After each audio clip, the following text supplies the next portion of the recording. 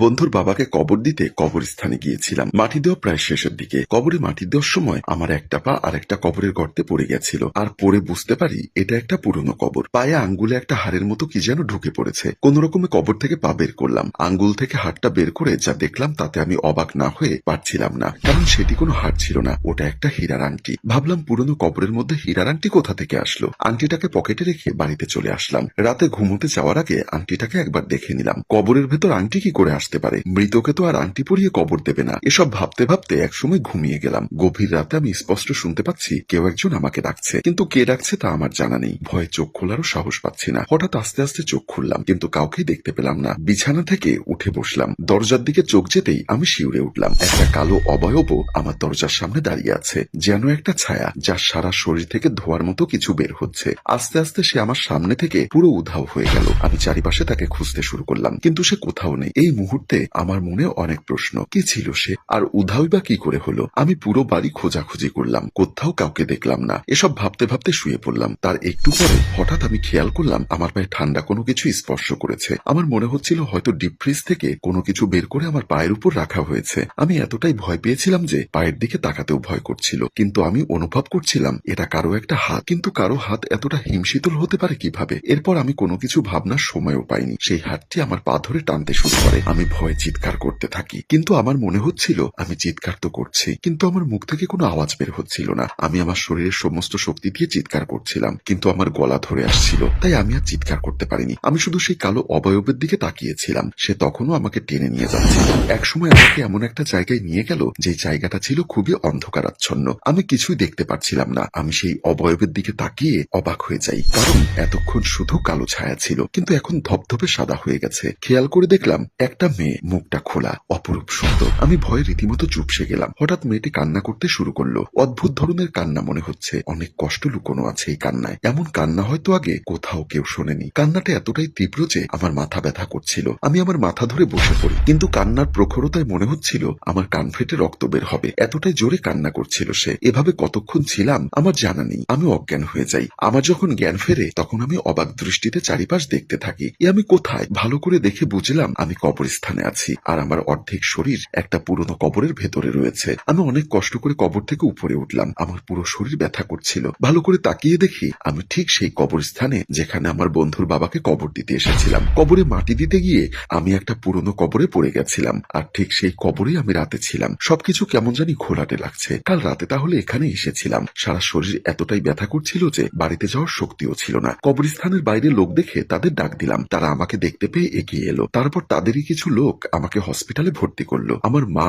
বাবা ও বোনও এলো। এসেই সবাই কান্নাকাটি শুরু করে দিল। সবাই জিজ্ঞাসা করছিল কিভাবে এমনটা হলো, কে করেছে। পায়ে 5টা আঙুলটা একেবারে ফুলে ফেপে উঠেছে। কারো চোখেই তা এড়ায়নি। ডাক্তারও কনফিউজড হয়ে গেছে এটা দেখে। সবাই আতঙ্কিত হয়ে গেছে, কিন্তু আমি কাউকে কিছুই বলিনি। আমি আমার মুখের ভাষা হারিয়ে ফেলেছিলাম। কি বলবো তা নিজেও বুঝে উঠতে পারছিলাম না। জানি না কি বলা উচিত। যে ঘটনা ঘটে গেল তা নিয়ে ভাবছি। এমন ঘটনার পর বেঁচে থাকাটাই ভাগ্যের ব্যাপার। কোনোদিন ভাবিও নি জীবনে এমন কোন রাত আসতে পারে। সেদিন আমার চোখে মুখে আতঙ্ক দেখে সবাই আমাকে সান্ত্বনা দিতে লাগলো। কোন রকমে কেটে গেল। রাতে হসপিটালে শুয়ে আছি, কিছুতেই ঘুম আসছে না। চোখ বন্ধ করে শুয়ে থাকতে থাকতে কখন যে ঘুমিয়ে পড়েছি তা নিজেও জানি না। একটা মেয়েলিটাকে ঘুম ভেঙে গেল। তাকিয়ে দেখি সবাই ঘুমোচ্ছে। তাহলে কে ডাকলো? আবার কি কিছু হতে চলেছে? সবাই যখন ঘুমোচ্ছে তাহলে আমাকে কে ডাকলো? তাহলে কি আবার সেই মহিলাটা? যদি তাই হয়ে থাকে তাহলে তো আমি বিপদের মুখে দাঁড়িয়ে আছি। প্রচন্ড ভয় করছে। আমি শুধু দরজার দিকে তাকিয়ে আছি, কারণ শুরুটা দরজা থেকেই হয়েছিল। হঠাৎ দরজার পর্দা আস্তে করে খুলে গেল। আমি জানি এরপর কি হতে চলেছে। আমি ভয়ে ভয়ে ওদিকে তাকিয়ে আছি, কিন্তু অনেকক্ষণ হয়ে গেল কোনো কিছুই হলো না। হঠাৎ পর্দাটা আবার বন্ধ হয়ে গেল। কিন্তু এমনটা কেন হলো? আজকে কি কিছু করবে না? আবার শুয়ে পড়লাম। পাশে তাকিয়ে দেখি নার্সরা ডিউটি করছে, কিন্তু আমার ছোট বোন সেখানে নেই। অবাক হয়ে গেলাম, সে গেল কোথায়? আমি পুরো রুমে খুঁজলাম, কিন্তু কোথাও তাকে দেখতে পেলাম না। খুব ভয় করছে। তাহলে কি সে আমার বোনকে নিয়ে গেল? কিন্তু তাকে কেন নিয়ে গেল? আমি সেই অসুস্থ শরীর নিয়েই হসপিটাল থেকে পালিয়ে বাসায় চলে গেলাম। সেখানে গিয়ে দেখলাম আমার রুমের সবকিছু এলোমেলো হয়ে পড়ে আছে। মনে হচ্ছে কেউ কিছু খুঁজতে এসেছিল। আংটিটার কথা মনে পড়তেই ড্রয়ার খুলে দেখি সেটা নেই। কিন্তু কালকে রাতে ঘুমানোর আগে তো এখানেই রেখেছিলাম। তাহলে কোথায় গেল? কোথাও আমার বোন সেটি নেয়নি তো। আংটি পরে খোঁজা যাবে, আগে আমার বোনকে খুঁজতে হবে। আমার ধারণা যদি ঠিক হয় তাহলে সে আমার বোন তিথিকে সেই কবরস্থানে নিয়ে গেছে যেখানে আমাকে নিয়ে গেছিল। তাড়াতাড়ি কবরস্থানের পথে রওনা দিলাম। পুরো শরীর ব্যথা করছে, তবুও তিথির জন্য এই ব্যথা কিছুই না।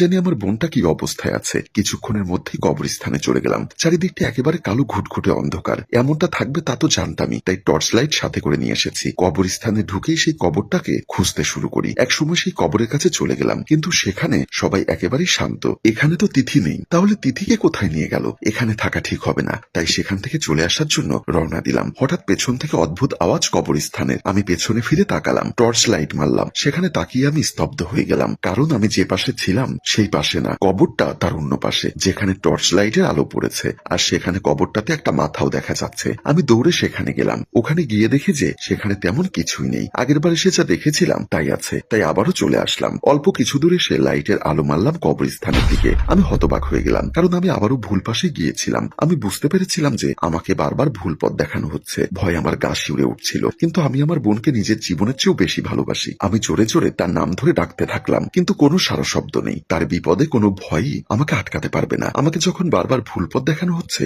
তখন আমি আর দেখবই না। চোখ বন্ধ করে কবরের দিকে দৌড় শুরু করলাম। আশ্চর্যের বিষয় হলো, আমার মনে হচ্ছিল আমি একটা সমান্তরাল মাঠে দৌড়াচ্ছি। একসময় তিথির কান্নার আওয়াজ শুনে আমি চোখ খুলে ফেলি। চোখ খুলে যা দেখলাম তাতে কষ্টে আমার বুকটা ফেটে যাচ্ছিল। আমার আদরের বোনটি কবরের ভেতর পড়ে কষ্ট পাচ্ছে। আমি তাড়াতাড়ি তিথিকে কবর থেকে টেনে তুললাম। তারপর তাকে নিয়ে হসপিটালে গেলাম। তারপর ডাক্তারকে ডেকে ওকেও ভর্তি করালাম। তারপর ডাক্তার ও নার্সরা ও ড্রেসিং শুরু করলো। বাবা মাকে ফোন করেছি, কিছুক্ষণ পর তারা চলে এসেছে। মা বাবা বারবার জিজ্ঞাসা করছিল কিভাবে হলো, কিন্তু আমি কিছু না বলেই আবার বেরিয়ে পড়লাম। গন্তব্য সেই কবরস্থান। তখন আমার ধৈর্যের বাঁধ ভেঙে গেছে। প্রচন্ড রাগ উঠছে। যে বোনকে আমি কোনোদিন ব্যথা পেতে দেইনি, সেই বোন আজ আমার সামনে কষ্ট পাচ্ছে শুধু ওই মহিলাটার জন্য। আস্থার কিছু একটা করতেই হবে। কবরস্থানে পৌঁছে সেই কবরটার কাছে গিয়ে দেখলাম কবরটা খুবই শান্ত হয়ে আছে। এটা কোনো কবর কিনা তাতেও সন্দেহ হয়, মনে হয় একটা পুরনো গর্ত। আমি সেখানে গিয়ে সেই মহিলাকে ডাকতে শুরু করি, কিন্তু পাল্টা কোনো আওয়াজ আসে না। মনে হচ্ছে এটা একটা সাধারণ কবর, এর থেকে কোনো জবাব আসবে না। আমি বারবার ডাকছিলাম। হঠাৎ চারিপাশটা কেমন থমথমে হয়ে গেল, একেবারে নীরব পরিবেশ। আমার হাতে থাকা টর্চটাও অফ হয়ে গেল, কিছুতেই অন করা যাচ্ছে না, তাই ফেলে দিলাম। এবার আর ভয় করছিল না, মন বলছিল তাকে আসতে দাও। হঠাৎ আমার পেছনে কোনো একটা আলো জ্বলে উঠল। আমি ভেবেছিলাম হয়তো টর্চটা ঠিক হয়ে গেছে, কিন্তু পেছনে তাকাতেই আমি চমকে গেলাম। সেখানে সাদা কাপড় পরা একটা লোক দাঁড়িয়ে আছে। আমি প্রচন্ড রকমের ভয় পেয়ে গেলাম। আসলে মূল ঘটনা কি জানতে হলে অপেক্ষা করতে হবে দ্বিতীয় পর্বের জন্য। গল্পটি ভালো লাগলে শেয়ার করে সবাইকে দেখার সুযোগ করে দিন। গল্পটির রচনা ও পরিচালনায় মঞ্জুর মোর্শেদ, ক্যামেরায় শিহাব। ধন্যবাদ।